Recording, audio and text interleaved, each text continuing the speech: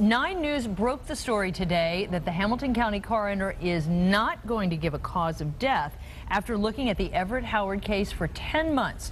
Her ruling, unknown, undetermined. Doctors say Howard, a wrestler, was a healthy teen when UC police used a taser on him to subdue him. So some of you are asking, how can the coroner come up with nothing? 9 News anchor and I-Team reporter Julie O'Neill has been investigating the safety of the taser since Howard's death and has some insight that just might surprise you tonight. Julie? Clyde, the very nature of this weapon and how the electricity it puts out works in the body makes the coroner's ruling complicated. And as we have learned, it can land a coroner into quite a legal mess as well. You just really don't know what to say anymore. And I'm dumbfounded, and you know, I want answers. We want answers. Our family wants answers.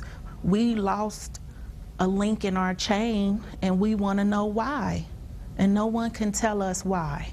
Travana and Everett Howard Sr. say they're devastated. Hamilton County Coroner Dr. Lakshmi Samarko is giving no opinion on why their son died not long after he was shocked with a taser by UC police 10 months ago. She told us that in order for her to prove that the taser killed our son, he would have had to been hooked up to an EKG machine at the time that he was tased in order for her to prove that the taser killed him, which she know and we know is ridiculous. It had never happened. At issue is the fact that electricity often leaves no evidence behind once it leaves the body. It's an issue that's ignited controversy over the rulings of medical examiners following tasings for decades. The I-Team has obtained this 2003 study by the Department of Defense, wherein researchers questioned how medical examiners could rule out a taser as contributing to a death following a shock. The researchers say, given the likelihood of the absence of pathology, it is unknown how medical examiners determined whether the exposure was a significant factor in these deaths or not. According to Amnesty International, at least 500 people in the U.S. have died since 2001 after being shocked by tasers, and medical examiners have listed the taser as a cause or contributing factor in some 60 of those cases. An Amnesty study on this says medical examiners tended to reach their decisions on the basis of various circumstances, including the proximity of the shocks to the fatal collapse, the toxicology findings, and whether the impact of the taser shocks could have contributed to cardiac or respiratory failure. But listing the taser on an autopsy report can invite legal trouble.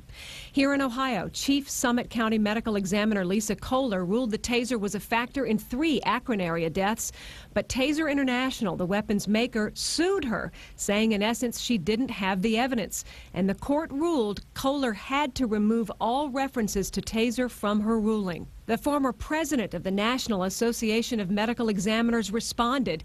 Taser has sued a number of medical examiners for making informed medical opinions in an attempt, I think, to both protect their product and send a threatening message to medical examiners.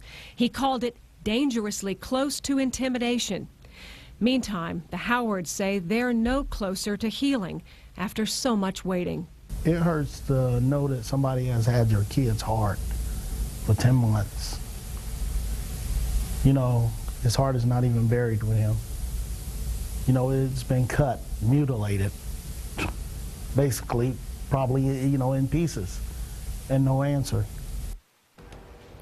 The spokesperson for Taser International tells me by phone tonight he takes umbrage with the notion that his company tries to intimidate medical examiners. He says Taser has sued only 2 MEs, and he says that was the proper channel to protect police officers and defend the safety of his product, which studies have shown has reduced injuries to officers and subjects.